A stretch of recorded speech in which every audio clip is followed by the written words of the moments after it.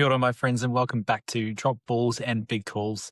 This week we're doing something a little bit different. I thought it was a really good opportunity to reflect whilst we lock in the next batch of guests, a chance to look back on some of the moments that have really stood out as being really pivotal moments in the podcast.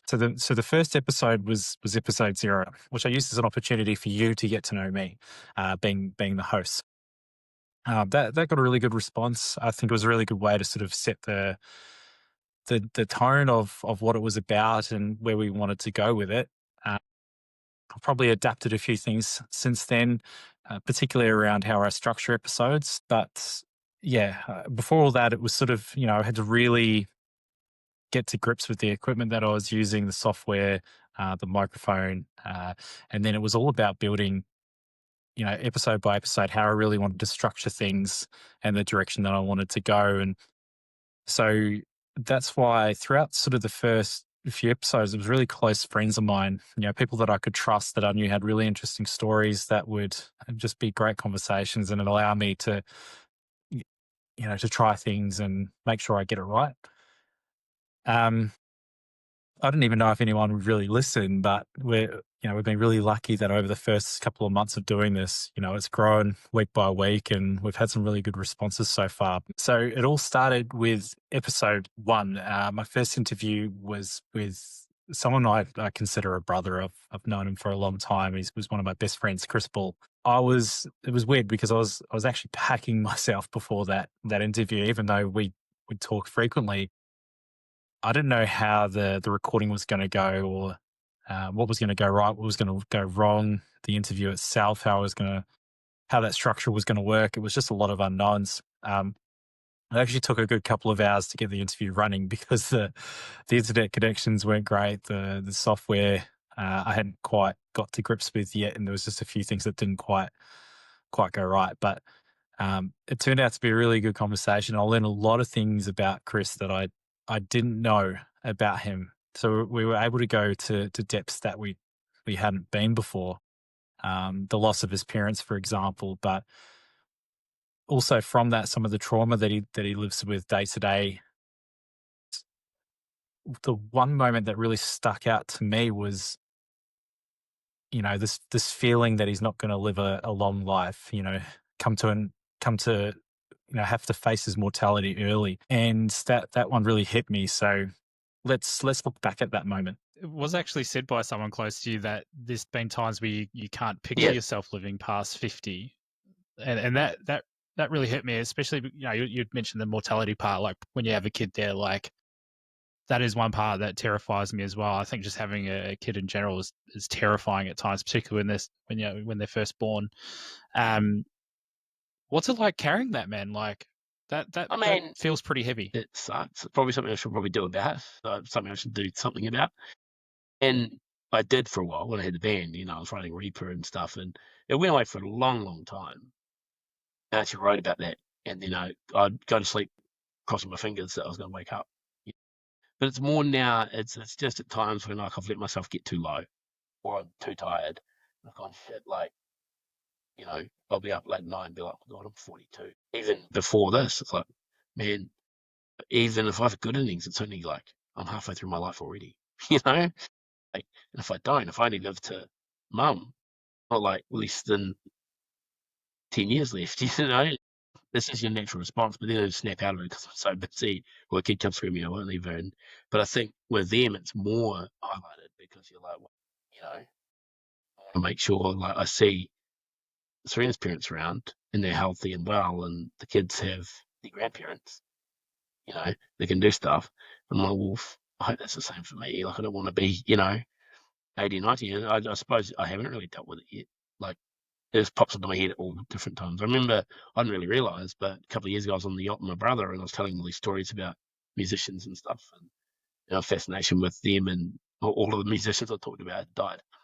And he's like, "You're quite fascinated with death, aren't you?" I'm like, "I'm fascinated by it. It's just that's where the stories come from, but maybe there's something in it, where it's like sort of affiliate more with that because of the other side of it.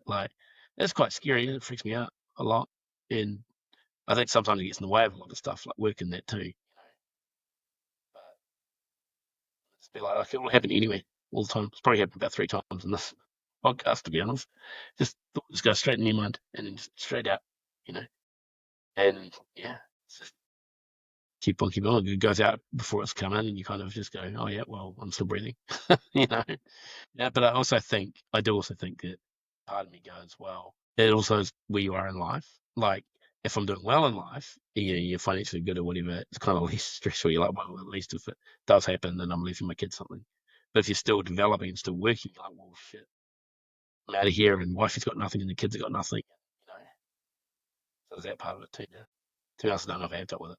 That was taken from episode 1 with Chris Ball. Learned a lot from that particular episode, how I really wanted to go about things, but just how, knowing that as well, this podcast was going to be about real stuff. It wasn't just going to be fluff. There was going to be directions that we could take it to make a meaningful impact with people, to help people feel seen, which is exactly what I wanted to do with it. One of the key reasons that I went ahead with this podcast is because I was just tired of feeling like I was stagnant in life and going through my own battles within myself. And I knew I had to make a decision and pick a path. And this was the start of that path. And, I think the key thing was my self-talk isn't great. I'm full of self-doubt. And I just had to really think long and hard and tell myself it doesn't have to be perfect. This is the direction I want to go. Learn as you go. Learn as you grow. That's sort of the mantra I've kind of been rolling with while I've been doing this. Is just keep moving forward. Trust in the process, and listen to people, take feedback on everything we do in everyday life with our work, our day jobs and things like that. It's all really important. And I wanted to take a lot of those learnings and put it into here. And so was even, marathon running as well. Like, there's so many things that I've learned from running and doing 2 marathons this year that I've brought into this world, and having that discipline, being consistent.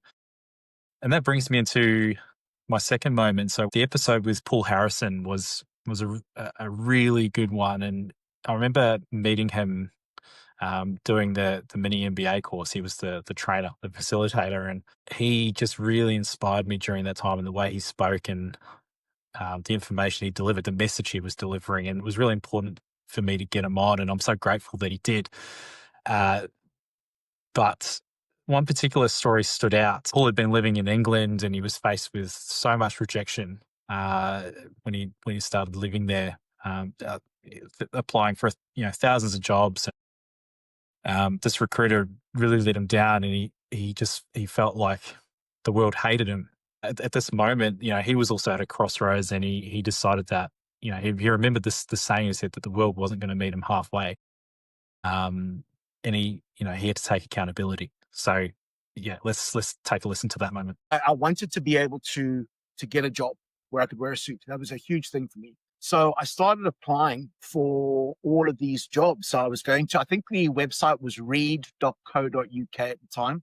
And there was like an advertising board, I think like what Seek is now. And I was working nightclubs Thursday night, Friday night, Saturday night, Sunday night. And the rest of the time during the week, I was in the internet cafes. This is before I even had a computer or anything like that. It was an internet cafe. And going through these job interviews, going through these job sites and seeing jobs that I might like the look of. And every one I would send off my CV, my resume, and I'd send off a covering letter that I would try and tweak as well. And over 2.5 years, I got more than 3,000 job rejections. And I tell you this, and I was thinking about this today for some weird, strange reason, but I was probably about 1,000 rejections in. Now, this is not including the ones who didn't respond to me. Right? So 1,000 rejections saying thanks, but no thanks. And I remember this maybe 1,000 rejections in, maybe a year and a half in. And I remember I got this email back from the employer, from the recruitment consultant. And the response that I got was, "Hi, Paul, thanks for your resume and CV. We'd love to have a meeting with you." And this was like absolutely phenomenal. I was over the moon, and the email said, can you do this date and what have you? So I said, absolutely fine. So anyway, I got this. This is the big thing. So I got my jacket on and everything like that, and my shirt, and it was down in Oxford Street in London. Oxford Street, I think. And I remember walking down to go and see the recruitment consultant, and I walked in, and the lady on reception looks at me and she goes, "Hi, how are you?" And I said, "I'm absolutely fine. Thanks. I have my best energy, best energy." And she goes, I said, "Could I please see so and so?" I forget the name of the recruitment consultant. She goes, "Yeah, is she expecting to see you?" And I said, "Yeah, I've got an email from her and everything like that." So she goes, "Okay, cool, no worries." And she goes in, she goes, she comes back out, and her face is like a little bit sort of, a little bit gaunt, not gaunt, just like a little bit concerned. She goes, "Yeah, you can go in." And I went in, and the recruitment consultant looks at me and she goes, "Paul, I've got to apologize." I said, "What?" And she goes, "We've got autoresponders. We've got buttons that we hit depending on, because the volume of CVs and covering letters we get in, we've got these autoresponders we sent out. One of the autoresponders is thanks, but no thanks. The other autoresponder is, we'd love to meet with you. And I'm sorry, Paul, but I hit the wrong response." So effectively, she'd said, "Let's have a meeting." But it was not the intention. So she goes, "Listen, I've got nothing for you, unfortunately." So I turned around and I walked out. And, it's polite and everything like that. And I walked out, and I remember this. It would have been winter time in London, because it was probably about 4:30 and it was dark already in London. And I remember walking down the street, and I remember, and this was one of the biggest breakthroughs. I think I've had a lot of breakthroughs, but this was one of the breaking points where it was like, you can go one way or you can go the other way. And there's been a few of those, but this was one of the ones I'm happy to talk about. But it was, I remember walking down that road and thinking, you know what? Everybody hates me. Everybody hates me. Everybody hates me because I'm South African. I'm never going to get a job. They're all biased against me because I don't have a university qualification. Because everybody in London's got a university qualification, They're all classist and this and the next thing. And I must have held this thought for about 10 steps. And it was like, literally, I'm thinking about this, and the hatred is building up, and the resentment, and they don't know what this and that and the next thing. And then that was one side of my brain. The other side of my brain said me these words, says something along the lines of, "Listen, mate, if you think like that, you're in a lot of trouble for the rest of your life." I didn't say a lot of trouble. I said something else, but I'm not swearing on you. Okay. And I said, you're in a lot of trouble for the rest of your life if you start believing that. Because if you believe that everybody's got something personal against you because you're South African, or you don't have a university qualification, or your surname, or what have you, or, whatever, then you're in a lot of trouble, because then you're in this hatred mindset, this victim mentality that's going to absolutely destroy you. Because it does. And I'm not saying obviously that things are fair, because things are never fair, and I don't think they ever will be fair, depending on who you ask. But that inability, that moment of breaking out of that mindset, which was, I'm owed something, And somebody once said to me as well, growing up, was, "This world meets nobody halfway. You got to go and get what you owe nothing in this life." And it's brutal, it's direct, but it's true. And when you start remembering, you start believing that, it's like, no, listen, I have to control what I can control.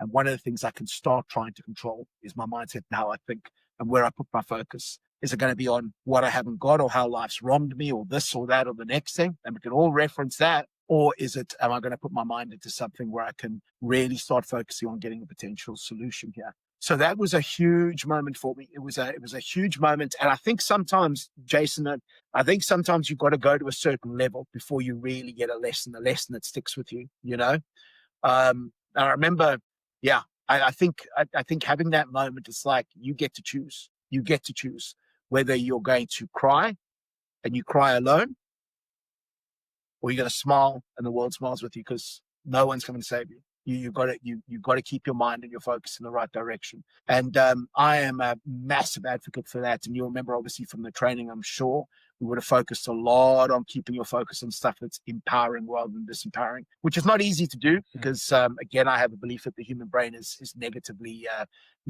wired, or we're more inclined to notice the negatives way before the positives. But man, if we stay in that negative state, it is brutal, and it's it gets people to this negative downward spiral, and then you start associating with other people who think like that as well, and it's just it becomes rough. It really does. And yeah, that's why, again, talk about, you may remember, whatever you focus on dictates how you feel. How you feel dictates your frame of mind dictates actions dictate outcomes. So controlling that focus and what I'm telling myself is absolutely crucial. That was Paul Harrison. So that particular moment really hit me like a brick, because, like I said, starting this podcast wasn't, it hasn't been easy along the way, but it wasn't about being perfect either. It was about taking accountability for where I wanted to go in life, overcoming some of that self-doubt, juggling family, work, running.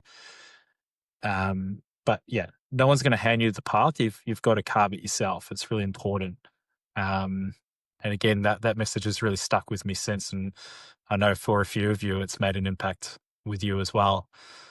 The episode that really connected with people was the Lauren Gibbs episode, and that had a profound impact on me as well. Particularly the moment, she was, you'll see we were both in tears, talking about having to interview for support. The New Zealand health system really let her down when she was having children and going through some of the most awful moments of her life. It's one of the most downloaded episodes we've had, and still today, still get a lot of feedback on that one. And again, had a profound impact on me as well. So let's listen to this one now and take you back. Then, like, the rage hits, and the other intrusive thoughts hit, where I'm not only having thoughts of him accidentally getting hurt. My brain is now, and my intrusive thoughts work in the way that they can come as thoughts, but they most regularly come as images. So they're intrusive images. And it plays like a movie in my head. And I'm having these images of me actually causing him harm purposely. And that terrifies me. That absolutely terrifies me. Like, what kind of a mother would have those thoughts? And why was I having them? And it was like, I like, Michael had to give him a bath a lot of the time because I was scared that he was going to drown, whether accidentally or if I was going to do something. So I'm just I'm just feeling he's not safe. But then he'll cry and I just get so mad. Or I'm trying to change his diaper and he's trying to roll away from me, and that little bit of like a Rejection. Rejection, the resistance, right? I just, and saying things to him that I would have never, ever thought I'd say to my child, like screaming, "What do you want?" when he won't stop crying, right? Like, who am I? So I do have to say that because I was pregnant, I did have a different midwife this time. Her name is Jackie Snowden, and I would recommend her to anybody. She is an amazing human, a fantastic midwife, and she made me feel seen and like I was in good hands, even though I held a lot of stuff back from her because of the experience with my first midwife. I still felt like I was in good hands with her. And I continued to try to get help through this time because I want to do anything I can to protect my son. So I was talking to Plunkett, and Plunkett had this PNAP program, postnatal adjustment program, I think. So they were sending out somebody, I think she was a therapist, to my house once a week. So I had this person from Plunkett coming once a week. And after kind of meeting me and going through everything, she decided to put in another referral to Mothers and Babies. And this time, like, I wrote a letter basically saying that I'm a new mom in a new country without any friends, family, well, without any family around. I feel like I'm ruining my child. I feel like I'm ruining my husband because Michael's having to pick up all the slack. He's having to do so much. So I'm like, I'm not coping. And they accept me, but they accept me for like an interview, right? And that's now months away. So, but it's something, right? So I just have to kind of survive until then. Fucking sorry. Yeah. Sorry. I'm sorry I made you No, cry. no, it's not your fault. You have to interview to get some fucking help. Yeah. Yeah. So, keep trying to survive while I'm waiting for this. And you know, the world just keeps saying like, "Oh, just enjoy it. This time goes by so fast." And I'm just sitting there thinking like, I'm just trying to figure out how to fucking survive the day. Like, yeah. Now, finally, the episode with Ross, that was a really special one for me. I remember watching his videos, the grief diaries, following the passing of his mum, and just yeah, I mean, you know what a beautiful human he is, but yeah, really special watching those, and to talk through a lot of that grief was so special. You know, particularly for me, like I really struggled with a lot of grief over the last 10, 15 years, losing my stepdad, losing my best mate, losing another friend in a car accident as well. Like I had to deal with a lot of loss over the years, as a lot of people do, but I particularly struggled after my best friend, Kev, died. And it was just really, really lovely and therapeutic talking through a lot of the stuff that Ross was going through and seeing how he's dealt with it. And you know, we've really connected again after that, particularly through our love of rugby league. And I think that's probably the key thing I've taken through all of this is like the connection that I've been able to build through this platform. It's been really special to me, rekindling a lot of old friendships and new ones as well. And, you know, I for one just can't wait to see where the future of this goes. And I just want to keep being consistent with it. And hopefully you'll keep listening as well and you know, help me improve this thing along the way. But yeah, I want to take you back to Ross talking about this moment in this episode where we were saying, you know, great Christmas gift idea of, you know, telling someone you love how you feel about them and how much you love them, and how he was able to do that with his mum before she passed. It was so special. Yeah, I'm going to bring you back to that moment to close this episode. And yeah, really, again, just thank you so much for listening. We've got plenty more coming. And yeah, we'll see you next time on Drop Balls and Big Kills. There was a really pivotal piece of advice in those videos where you said last minute gift idea. This is nearly word for word. Yeah. Last minute gift idea. Yeah. However you do it, tell someone what they mean to you and how much you love them. Yeah. And you were able to do that with your mum before she passed. Yeah. And I thought that was so special the way you said that. And I thought it was a great lesson. Yeah, that was just prior to Christmas. It wasn't planned by any stretch. I was actually next to mum in her hospital bed, sort of just leaning on the bed. And I don't know how it came about, but she said something. I can't remember what it was, but I started just by saying, "Oh, you're an awesome mum." And then she looked at me and it just went, bleh, just came out. And I got to say, it was almost just a stream of unconsciousness. Just, I got to say everything from, you know, how amazing she was when I was a kid and how supportive she was when you know, as an adult. And one of the things I found really interesting in her final year was, yeah, of course she'll always be my mum, but there was another level of, I don't really want to say friendship, but I don't know, there was just another level of the relationship that opened up. And so you kind of look at your parents a little bit differently in a really good way. More of a human side of it. And I was so thankful that I got to experience that with mum. And, you know, now I experience it with dad as well. And it's forever grateful for that.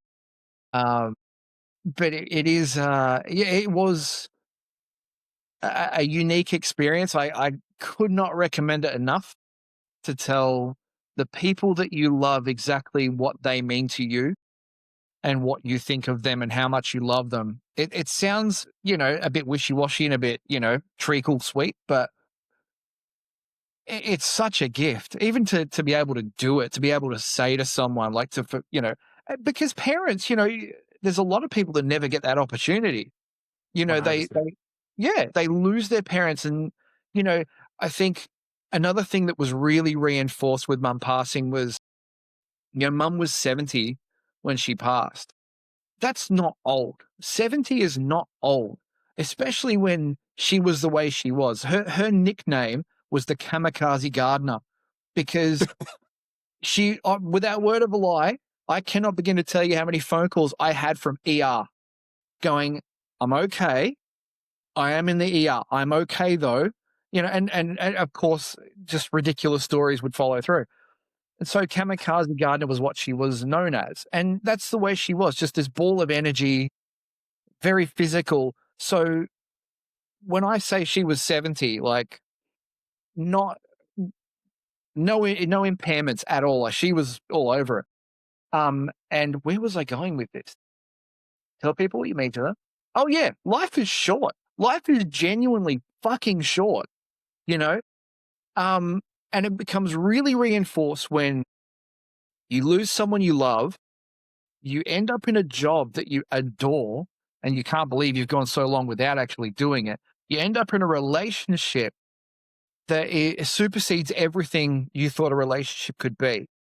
You have amazing kids if you want kids, and it's so enriching, and you know, it makes you appreciate life, and it makes you appreciate people. And that's the one thing I adore the most about my job is I get to work with almost 1,000 people a day, and they're all different, and I get to learn from all of them, and I get to have an absolute blast at what I do. And that has brought me a level of peace and thankfulness that I hadn't had 17 years earlier, you know. Um, and all I want to do is give that back, you know, through even little things like shouting someone a coffee who's in the line behind me. Yeah, just a microscopic little thing that can totally change someone's day. We should all be doing it.